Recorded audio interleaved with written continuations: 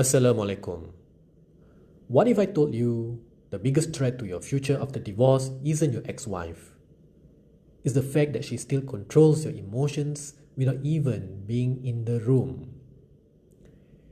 If her mood still changes your mood, if her decisions still steal your peace, then the divorce paperwork may be finished, but emotionally, you are still married.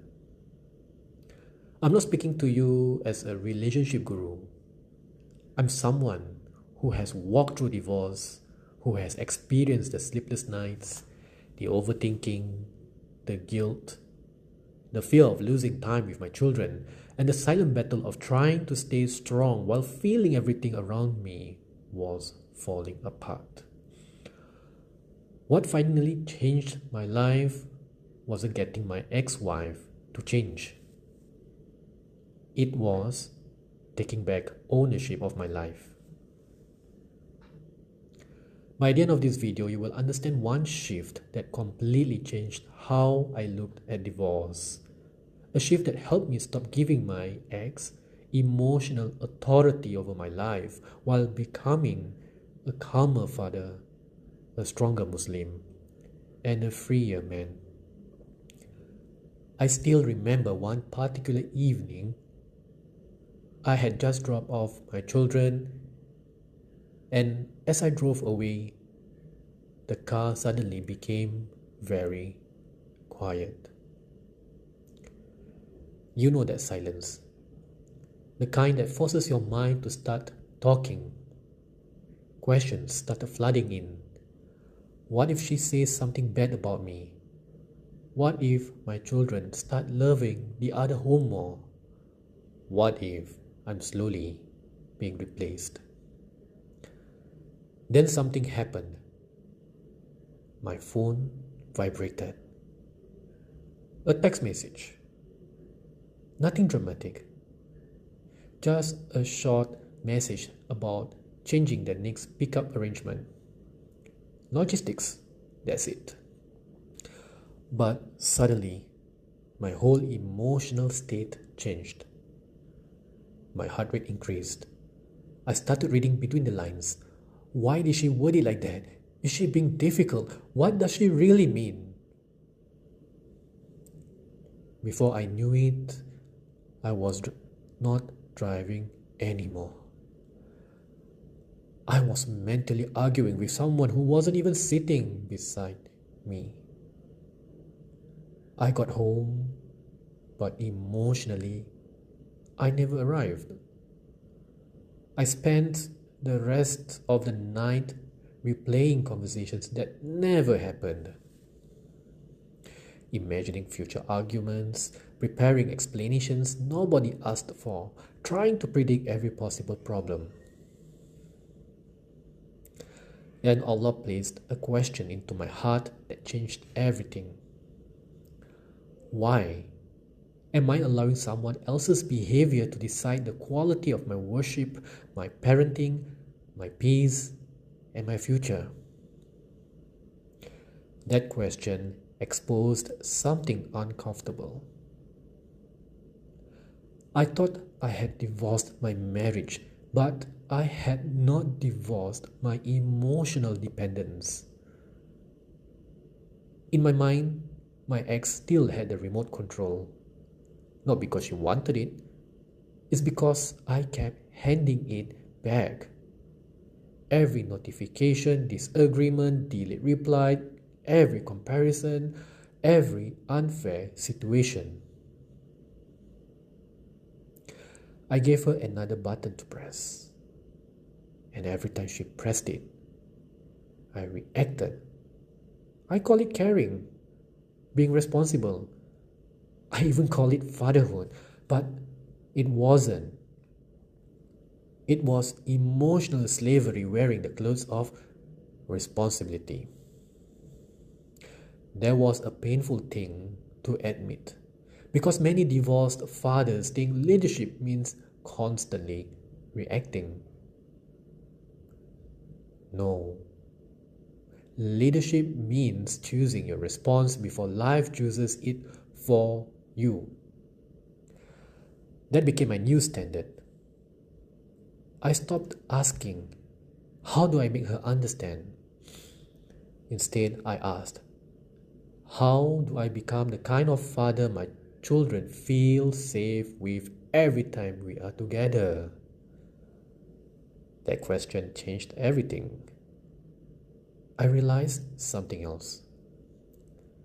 My child never needed a perfect custody arrangement, a perfect ex-wife, a father who won every argument. My child needed one emotionally safe father. One. When I was with my children, they deserved my full attention. Not half my attention, while the other half was mentally arguing with my past.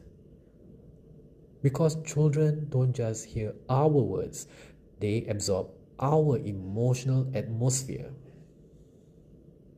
If I stayed bitter, my child would feel it. If I stayed anxious, my child would carry it. If I stayed obsessed with proving myself, my child would eventually feel responsible for fixing me. That is a burden no child should ever carry. Real emotional freedom wasn't pretending I wasn't hurt. It was choosing not to pass that hurt to the next generation.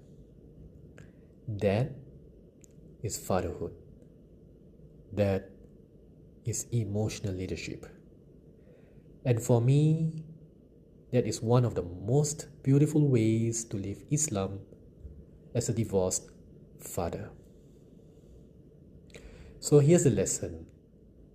Emotional freedom doesn't mean you stop caring. It means your ex no longer decides whether today is a good day. She no longer controls your focus, discipline, prayers, work, parenting, your future. You are no longer trying to win the divorce.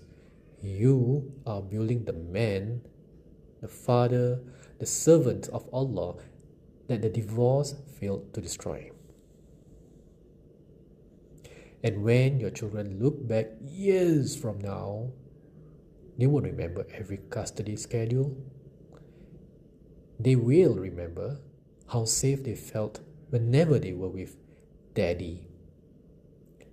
That is the victory worth chasing. If this message resonated with you and you are serious about rebuilding your life after divorce with structure instead of confusion, I've created something specifically for Muslim men like us. Download the Muslim Men Rebuild Playbook using the link in the description below. Inside, I'll show you the principles that help me rebuild emotionally, spiritually, physically, financially, and as a father after divorce. And if you want personal guidance tailored to your own situation, apply for a private rebuild strategy call.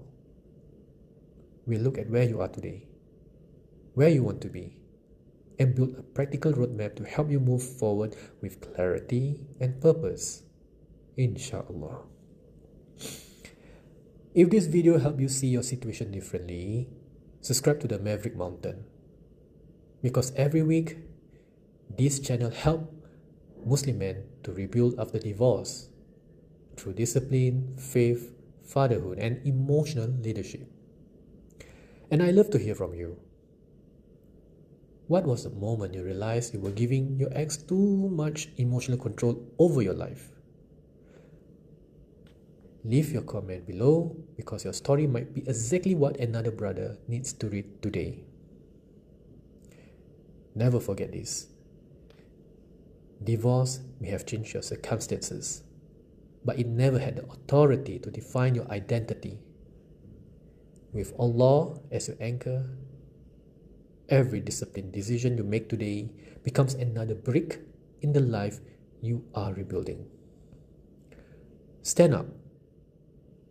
Lead well. Your children are watching. And by the permission of Allah, your best chapter can still be ahead of you.